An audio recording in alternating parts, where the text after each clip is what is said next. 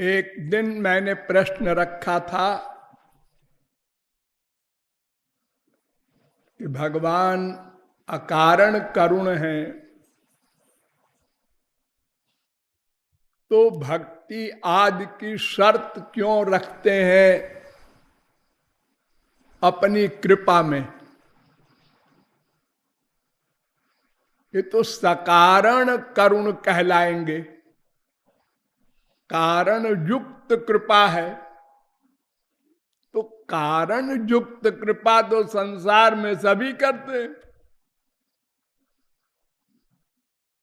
अरे भाई, एक व्यक्ति दुकान खोल के बैठा है, वो अपने सामान का रुपया चाहता है, एक व्यक्ति सामान चाहता है। सामान वाला कहां ढूंढने जाए खरीदने वाले को? खरीदने वाला कलकत्ता, बंबई, मद्रास, अलग अलग जगहों के सामान बिकते हैं, वो कहां ढूंढने जाए?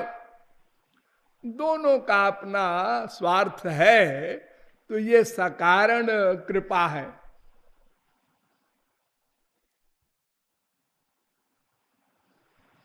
गौरांग महाप्रभु कहते हैं, नित्य सिद्ध कृष्ण प्रेम साध्य कभू नय। श्री कृष्ण प्रेम साध्य नहीं है, यानी किसी साधन से नहीं मिल सकता, वो नित्य सिद्ध है। नित्य सिद्ध माने जो साधना से प्राप्त न किया जा सके। बहुत बार आप लोगों को बताया गया है कि प्रेम लादिनी शक्ति का सारभूत तत्व है। वो भगवान का सबसे प्रधान, एक प्रकार से स्वामी है। उसके अंडर में भगवान रहते हैं। अहम भक्त पराधीना। वेद से लेकर रामायण तक जो भगवान की परिभाषा है, एक भगवान स्वतंत्र हैं, बाकी सब परतंत्र हैं। एक श्री कृष्ण स्वयं भगवान अवतारी, वो स्वतंत्र हैं, उनके ऊपर कोई नहीं। यस्मात् परम न परमस्ति किंचित मत्तः परतरम किंचिन्नान्यदस्ति धनंजय। उनसे परे कुछ नहीं, उनका कोई कारण नहीं, उनका कोई पिता नहीं, वो सबके आदि कारण है। लेकिन ये प्रेम शक्ति ऐसी है कि परिभाषा बदल देती है। भगवान परतंत्र हो जाते हैं। अहम भक्त पराधीन, प्रेम के अधीन हो जाते हैं। तो वो प्रेम साधना से कैसे मिलेगा? नंबर 2, हम साधना जो भी करेंगे वो अपनी इंद्रिय मन बुद्धि से ही तो करेंगे। हाँ, और हमारी इंद्रियां, हमारा मन, हमारी बुद्धि, ये जितने भी हैं सब माइक हैं, माया से बने हैं। तो माया से बने हुए सामान के द्वारा की हुई साधना से दिव्य वस्तु नहीं मिल सकती। न ह्यध्रुवैः प्राप्यते ही ध्रुवम तत्। कठोपनिषद 1-2-10। माइक उपकरण से दिव्य वस्तु की प्राप्ति का प्रश्न ही नहीं।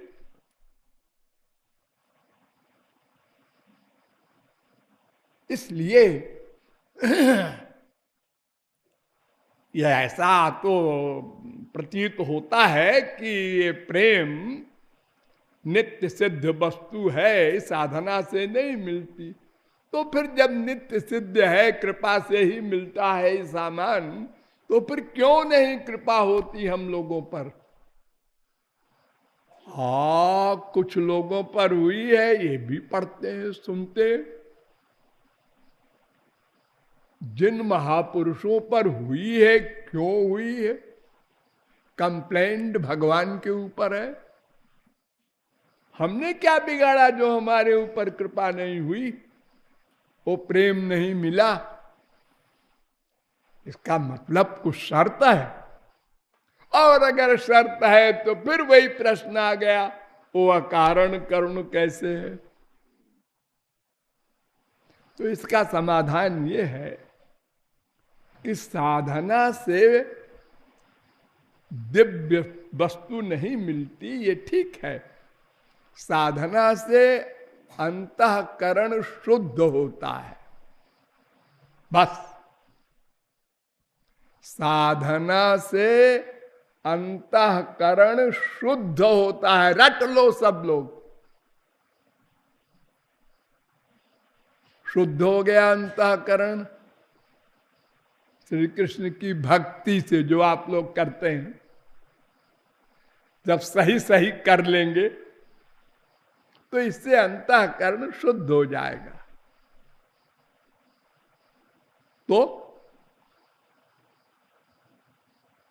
उस शुद्ध अंतःकरण में दिव्य प्रेम आ जाएगा, तब भी तो वो माइक रहेगा। अरे कूड़ा कचरा निकल गया, मान लिया, जो संसार बसा हुआ है आपके अंतःकरण में, ये निकल गया, उसको शुद्धि कहते हैं। तो तब भी तो अंतःकरण तो माया का बना हुआ है। वो कूड़ा कचरा निकल जाने से क्या होगा? यही होगा ना कि वो शुद्ध हो गया। लेकिन उसमें प्रेम कैसे ठहरेगा? क्योंकि वो माइक है और प्रेम दिव्य वस्तु है। तो माइक पात्र में दिव्य वस्तु नहीं ठहर सकती। दिव्य वस्तु के लिए दिव्य पात्र चाहिए। तो हमने बड़ा कमाल किया, अंतःकरण को शुद्ध कर दिया। अब बैठे रहो।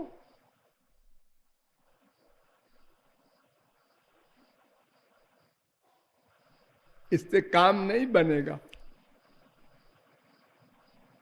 ठीक है, अब आप इसके आगे पाप पुण्य नहीं करेंगे, लेकिन भगवत प्राप्ति नहीं होगी, क्योंकि भगवान की कृपा नहीं होगी। क्योंकि भगवान के कृपा के लिए अभी आपका बर्तन नहीं बना। तो एक भगवान की शक्ति होती है, स्वरूप शक्ति। वो स्वरूप शक्ति के द्वारा अंतःकरण दिव्य बनाया जाता है। दिव्य, ये माइक है ना, तो स्वरूप शक्ति जब इसमें आती है तो अंतःकरण दिव्य हो जाता है। तब भगवान का ध्यान आप कर सकते हैं, दिव्य भगवान का। और इन आंखों से भगवान को आप देख सकते हैं। इन्हीं में कहीं बैठे हैं भगवान, आप देखते हैं? इसमें तो कोई नहीं। लेकिन जब दिव्य दृष्टि हो जाएगी और भगवान जो छुप के बैठे हैं इसमें एक, आप देख लेंगे वो चोर बैठा है, देख लिया हमने। वो नहीं छुप सकते। कितने रूप धारण करें भगवान, वो रहेगा दिव्य। तो दिव्य रूप के लिए दिव्य आंख चाहिए। दिव्य कान चाहिए, दिव्य नासिका चाहिए, दिव्य रसना चाहिए, दिव्य त्वचा चाहिए, दिव्य मन चाहिए। तो वो स्वरूप शक्ति से बन जाता है ये सब। ये सब गुरु करता है, आपको कुछ नहीं करना उसमें। आपका काम तो बर्तन को शुद्ध कर दिया और गुरु के चरणों में रख दिया, लीजिए साहब हमारा काम खत्म, अब आप अपना काम कीजिए। यानी कृपा वाला काम आया। अब इसके आगे हम कुछ कर ही नहीं सकते, क्योंकि अलौकिक वस्तु वो जो है अलौकिक शक्ति, स्वरूप शक्ति, वो तो भगवान और गुरु के पास है। वो हम कहां से लाएंगे? तो वो गुरु ही वो काम करता है, हमको स्वरूप शक्ति देता है और हमारे ये मैटर दिव्य हो जाते हैं। अब प्रेम आके इसमें ठहरेगा। अब सब चीजें दिव्य हो गई आपकी। अब भगवान मुट्ठी में हो गया, मुट्ठी में। सूरदास अंधे वो चैलेंज कर रहे हैं, हृदय ते जब जाहुगे मर्द बदोंगो तो है। फिर न भगवान आपसे अलग हो सकते हैं, न आप भगवान से अलग हो सकते हैं। कोई पावर नहीं विश्व में। और ज्ञानियों का ध्यान हमेशा प्राकृत रहता है, क्योंकि कृपा उनको नहीं मिल सकती। उनका ब्रह्म कृपा नहीं करता, वो तो एक पर्सनैलिटी है बस। तो बिना कृपा के तो मन दिव्य होगा नहीं, चाहे ज्ञानी हो, चाहे भक्त हो, चाहे कर्मी हो, कोई हो। तो ज्ञानी जो चिंतन करेगा अहम ब्रह्मास्मि, अहम ब्रह्मास्मि, पहले करता है तत्त्वमसि, तत्त्वमसि, इसका चिंतन करता है, फिर अहम ब्रह्मास्मि, अहम ब्रह्मास्मि। लेकिन करता तो मन से है ना, और वो मन माइक। मन का कोई भी काम होगा वो माइक होगा। तो जब वो ज्ञानी श्री कृष्ण भक्ति करता है, तब श्री कृष्ण कृपा से कोई गुरु श्री कृष्ण का भक्त स्वरूप शक्ति के द्वारा उस ज्ञानी के अंतःकरण को दिव्य करता है, तब वो अपना मोक्ष पाता है।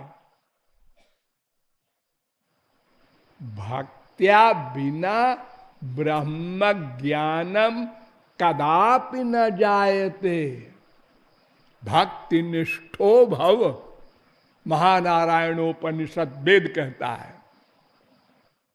बिना भक्ति के ब्रह्म ज्ञान नहीं हो सकता, क्योंकि ब्रह्म ज्ञान के लिए कृपा अपेक्षित है।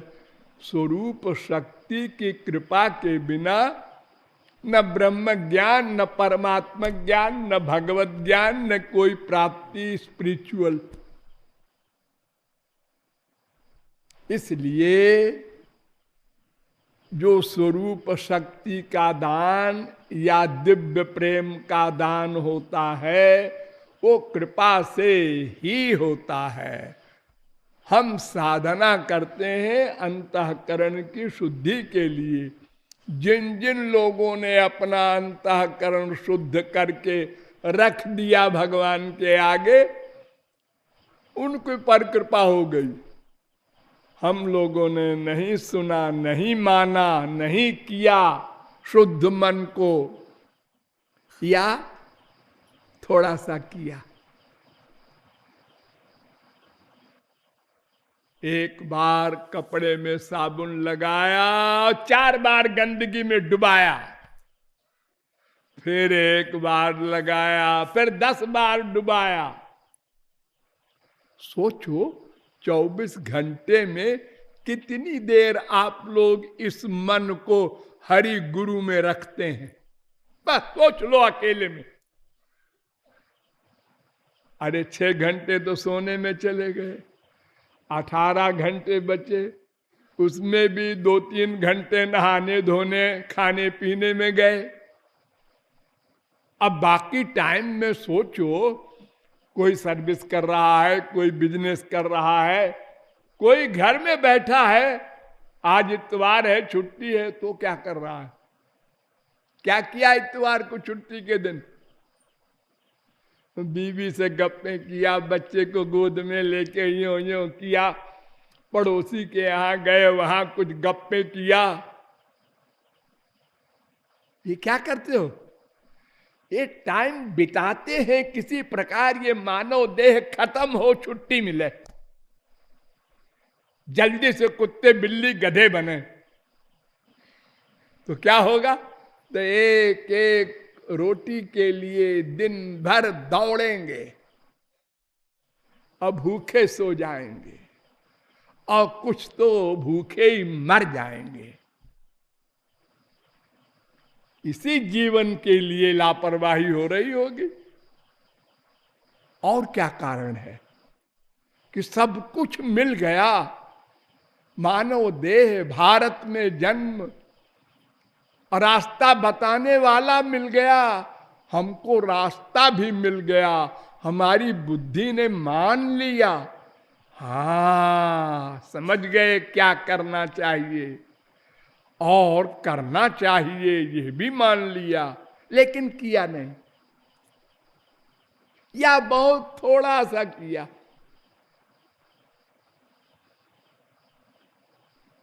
तो ये हमारी गड़बड़ी है। हम लोगों को फील करना चाहिए और अधिक टाइम देना चाहिए भगवत चिंतन में, ताकि जल्दी अंतःकरण शुद्ध हो। ये गोबर जितना भी है अंदर मन में, माँ बाप बेटा स्त्री पति धन प्रतिष्ठा, ये सब कूड़ा कचरा निकालो। अरे कौन है तुम्हारा? कितनी मां बना चुके तुम, गिनती है? कितने बाप बना चुके, गिनती है? कितनी बीबी, कितने पति, कितने बेटा बेटी बना चुके अनंत जन्म में, कहां आए हो?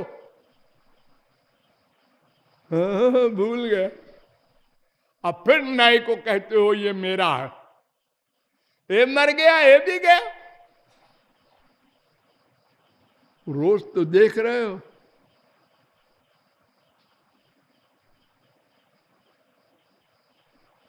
तो साधना से साध्य मिलेगा, यह भी ठीक, क्योंकि साधना से अंतःकरण की शुद्धि करनी होगी, तभी कृपा मिलेगी।